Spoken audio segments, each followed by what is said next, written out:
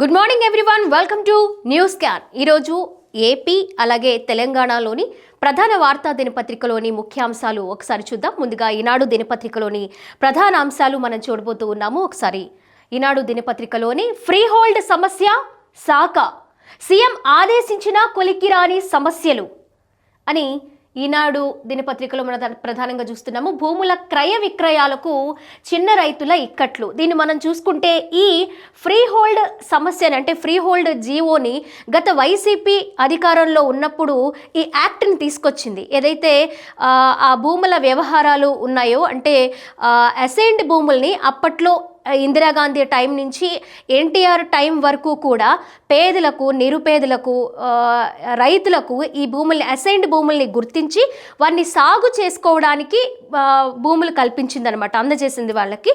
So వాటిని సాగు చేసుకుంటూ వారు జీవనాన్ని గడిపేవాళ్ళు. వాటిని ఇప్పుడు కొత్తగా వైసీపీ ప్రభుత్వం వచ్చినప్పుడు ఈ ఫ్రీ హోల్డ్ అనే జీవోని తీసుకురావడం వల్ల కొన్ని సంవత్సరాల తర్వాత ఆ భూ రైతులు ఎవరైతే ఉన్నారో వారు అమ్ముకునే విధంగా మేము వారికి అవకాశాన్ని కల్పిస్తున్నాం అనే విధంగా ఈ యాక్ట్ని, ఫ్రీ హోల్డ్ యాక్ట్ని తీసుకొచ్చింది, జీవో తీసుకొచ్చింది అనమాట వైసీపీ ప్రభుత్వం. అంతేకాకుండా దాంతో పాటుగానే ఈ ఫ్రీ హోల్డ్ జీవో ఏదైతే ఉందో అలాగే మనకి ల్యాండ్ టైటిలింగ్ యాక్ట్ అండి. అప్పట్లో అంటే ఒక 1 year 1.5 yearలో ప్రభుత్వం మారుతుంది, అంటే ఎన్నికలు వస్తాయి అనుకునే టైంలో ఈ ఏదైతే ల్యాండ్ టైటిలింగ్ యాక్ట్ గురించి ప్రజల్లో, రైతుల్లో ఒక గందరగోళం అయితే ఏర్పడింది.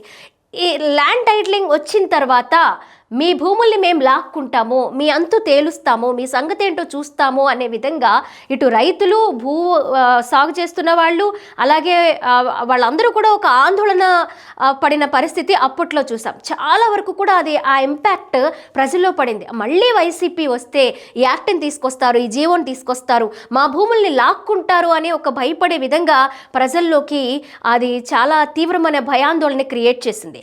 అప్పుడు ప్రతిపక్షంలో ఉన్న కూటమి ప్రభుత్వాలన్నీ కూడా వీటిని వ్యతిరేకించాయి, ఈ యాక్ట్ని వ్యతిరేకించాయి.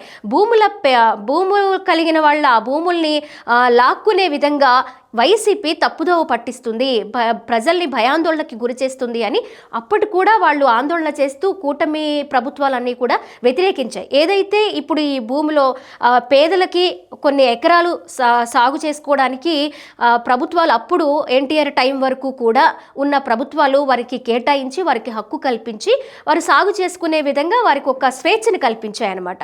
అవి అమ్ముకోవచ్చు అనే విధంగా ఎవరైతే కొన్ని భూములు ఏదైతే నంబర్లు ఉంటాయో ఆ ఇంతవరకు ఉన్న వాళ్ళనే అమ్ముకునే విధంగా ఆల్రెడీ అప్పుడున్న వైసీపీ ప్రభుత్వానికి తెలుసు కాబట్టి వైసీపీ ప్రభుత్వానికి అనుకూలంగా ఉన్న వాళ్ళని, వారికి దగ్గరగా ఉన్న వాళ్ళని, వారికి కార్యకర్తలకు కావచ్చు లేకపోతే నాయకులకు కావచ్చు, రైతుల దగ్గర నుంచి భూమి కొనుగోలు చేసే విధంగా జీవోని తీసుకొచ్చింది. ఎలాగో జీవో వచ్చేస్తుంది కాబట్టి ఎవరి పొలం ఎంత కాస్ట్ చేస్తుంది, ఎంత విలువ చేస్తుంది అనేది వాళ్ళకి ఆల్రెడీ తెలుసు కాబట్టి ఒక రైతు దగ్గర ఒక 10 ఎకరాల భూమి ఉందనుకోండి, దాని విలువ ఒక 2 కోట్ల రూపాయల వరకు ఉంటుంది.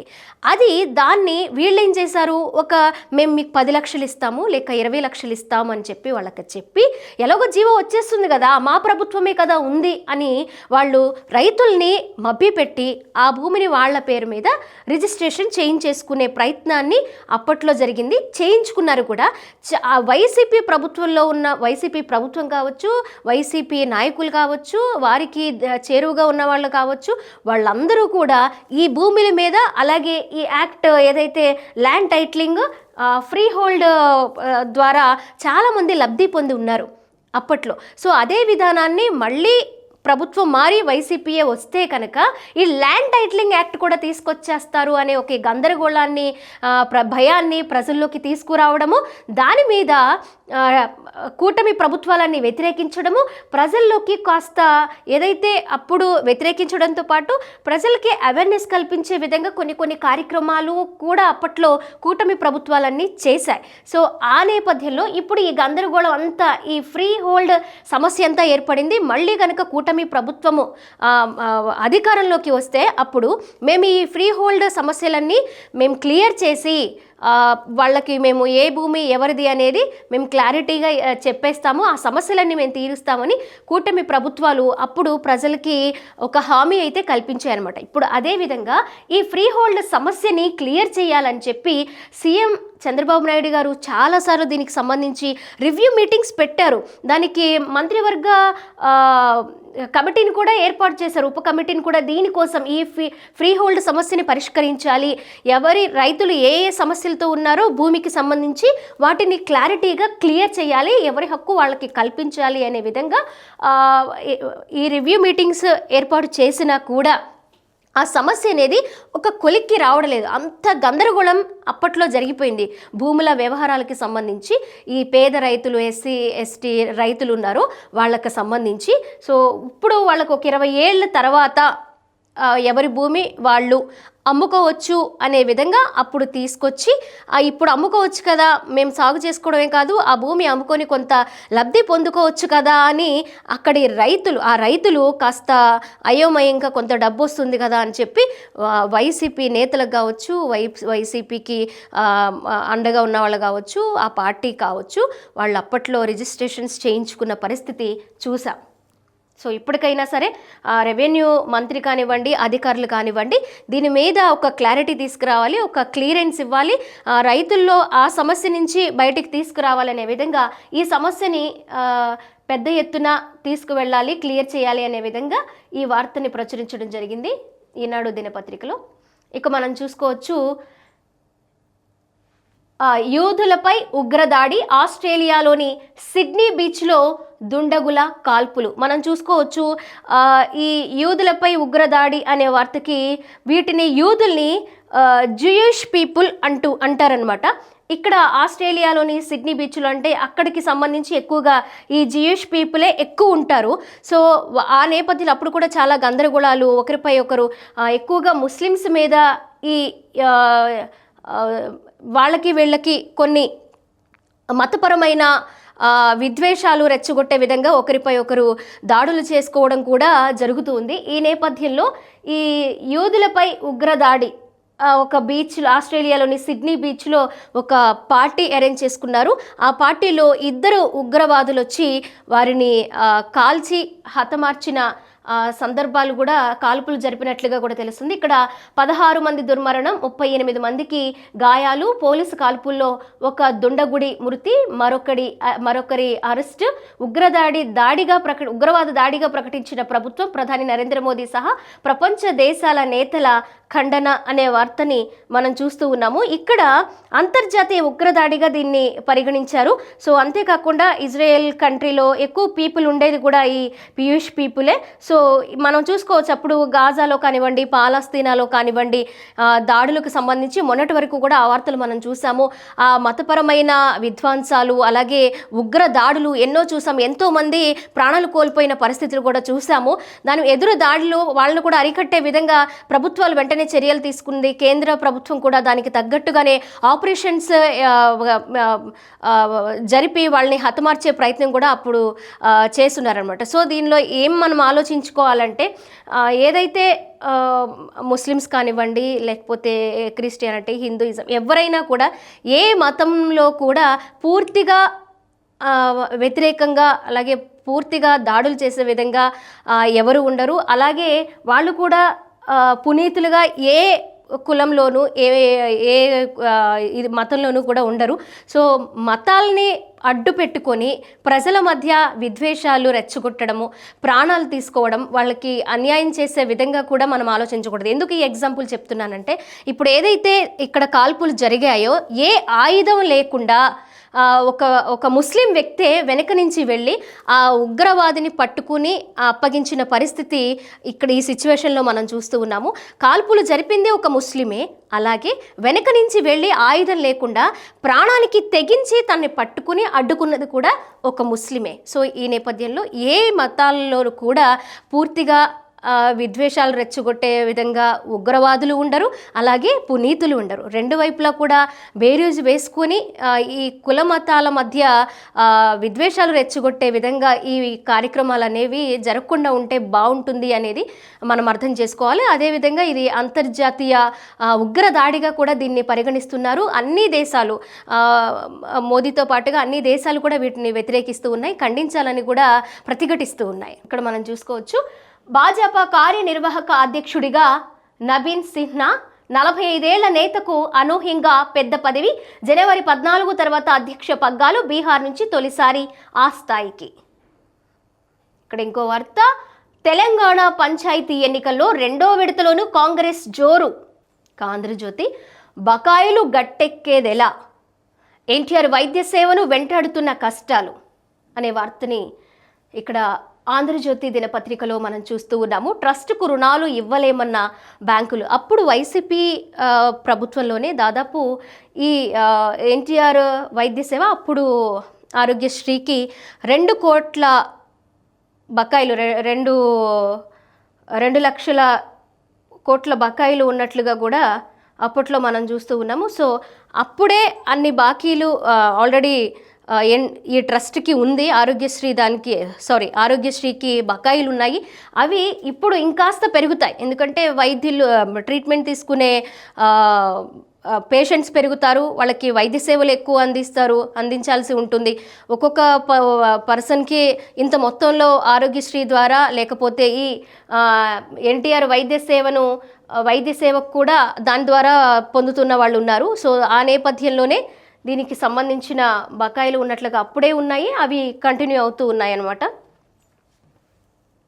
ఇక్కడ అరటి ధరకు ఊపు, కిలో కనీసంగా 10, గరిష్టంగా 17 రూపాయలు. ఉత్తరాది వ్యాపారుల రాకతో మార్కెట్ జోష్, రాయలసీమ రైతులకు ఊరట. గత నెలలో కిలో అరటి 2కు పతనం. H1B వీసాలు తాత్కాలిక రద్దు. H4 వీసాదారులకు కూడా వారి సోషల్ ఖాతాల తనిఖీ కోసమేననే వాదనలు. భారతీయ ఉద్యోగులపై తీవ్ర ప్రభావం అనే వార్తను మనం చూస్తూ ఉన్నాము. ఇక్కడ ఒకసారి చూడండి, సత్యానికి అసత్యానికి మధ్య పోరాటం. బీజేపీ డిఎన్ఏలోనే ఓటు చోరీ, కాంగ్రెస్లో సత్యం అహింస, ఆ రెండింటి ద్వారానే పోరాడి మోదీని ఓడించి గద్దె దించుతాం. కేంద్ర ఎన్నికల సంఘం బహిరంగంగా బీజేపీ కోసం పనిచేస్తోంది. ఓటు చోరీలో దొరికిపోయామని మోదీ, షాలకు అర్థమైంది. సభలో నా ప్రశ్నకు జవాబిస్తున్నప్పుడు షా చేతులు వణికాయి అనే వార్తని ఇక్కడ చూస్తూ ఉన్నాము. ఇక్కడ కూడా మనం చూసుకోవచ్చు, యూదులపై మారణ కాండ.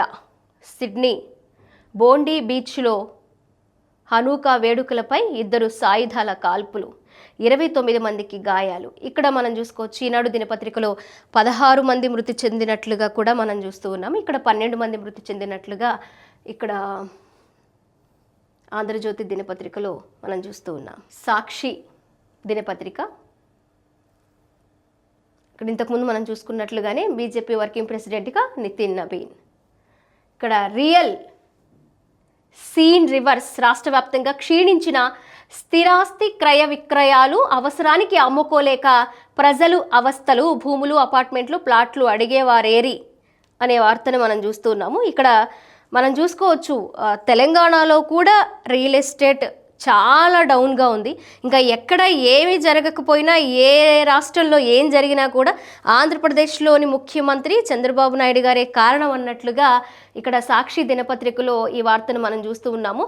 దాదాపు అన్ని రాష్ట్రాల్లో మోడీ నిర్ణయాలు కానివ్వచ్చు, దేశ ఆర్థిక ద్రవ్యోల్బణం కావచ్చు, ఇవన్నీ కారణాలతో కాస్త దీని మీద కాస్త ప్రాబ్లమ్స్ అనేవి క్రియేట్ అవుతూ ఉన్నాయి. ఈ నేపథ్యంలో ఎక్కడ రియల్ ఎస్టేట్ చూసుకున్నా కూడా కాస్త తక్కువగానే ఉంది. భూములు కొనేవారు, అమ్మేవారు ఎక్కువగా ఉన్నా కొనేవారు కాస్త ఆలోచించి ముందడుగు వేస్తున్న పరిస్థితి కనిపిస్తూ ఉంది. దానికి కూడా ఏదో ఇక్కడ ముఖ్యమంత్రి చంద్రబాబు నాయుడు గారే కారణం అన్నట్లుగా ఈ వార్తలో మనం చూస్తూ ఉన్నాము. ఇక్కడ మరొక వార్త, పార్లమెంటు స్థాయి సంఘం నివేదికకు ఎల్లో మీడియా వక్ర భాష్యం. వైద్య కళాశాలలపై పీపీపీని స్థాయి సంఘం సమర్థించిందని దుష్ప్రచారం అనే వార్తని ఇక్కడ సాక్షి దినపత్రికలో ప్రచురించడం జరిగింది. ఏదైతే ఇక్కడ మనం చూసుకోవచ్చు, ఈ పీపీపీని స్థాయి సంఘం సమర్థించిందని దుష్ప్రచారం అన్నారు. మనం గతంలో చూసాం వార్తలు, పీపీపీని స్థాయి సంఘం సమర్థించినట్లుగా వార్తలు వచ్చాయి. ఆ నేపథ్యంలోనే ఇక్కడ మనకి ఈ వార్తను మనం చూస్తున్నాం. కానీ ఇక్కడ సమర్థించినట్టుగా వార్తలు వచ్చినా కూడా ఈ కోటి సంతకాల పత్రాలతో నేడు జిల్లా కేంద్రాల్లో భారీ ర్యాలీలు, మళ్ళీ ఆ కోటి సంతకాలపై పెట్టించుకుంటున్నాము. ఈ పీపీపీ విధానానికి వ్యతిరేకంగా మేము పోరాడుతున్నాము, ప్రజల్లో అవేర్నెస్ తీసుకొస్తూ ఉన్నాము. ఇది డాక్టర్స్కి కానివ్వండి, వైద్య విద్యార్థులకు కానివ్వండి చాలా ఇబ్బంది, ప్రాబ్లం క్రియేట్ అవుతుంది అనే విధంగా ఇక్కడ సాక్షి దినపత్రిక ఒక దుష్ప్రచారాన్ని తీసుకువెళుతూ ఇక్కడ ఎల్లో మీడియా వక్ర భాష్యం అన్నట్లుగా ఈ వార్తలో చెప్పే ప్రయత్నం చేస్తూ ఉంది. సో స్థాయి సంఘం అనేది సమర్థించింది అని చాలా వార్తల్లో మనం చూసాము. కొత్తగా ఇక్కడ ఎల్లో మీడియా వక్ర భాష్యం అన్నట్లుగా సాక్షి దినపత్రిక చెప్పే ప్రయత్నం చేస్తూ ఉంది. ఇక్కడ మనం చూసుకోవచ్చు తెలంగాణ ఆంధ్రజ్యోతి. ఇక్కడ రెండో విడత పంచాయతీలోనూ 85.86% ఓటు హక్కు వినియోగించుకున్న ప్రజలు. ఇక్కడ కూడా హస్తం హవా. రెండో విడతలోనూ కాంగ్రెస్కు సగానికి పైగా ఓట్లు. కాంగ్రెస్ మనం చూసుకోవచ్చు మొదటి విడతలోనూ, అలాగే రెండో విడతలో కూడా కాంగ్రెస్ పార్టీ అనేది ముందుకు వెళుతున్న పరిస్థితి కనిపిస్తూ ఉంది. బీఆర్ఎస్కి 25% పైగా సీట్లు. సిద్దిపేటలో టాప్ గేర్లో కారు, 3 మినహా అన్ని జిల్లాల్లో వెనుకంజే. మలి విడతలోనూ పుంజుకోని బీజేపీ కేవలం 6% స్థానాలతోనే సరి. రెండో విడతలో 415 స్థానాలు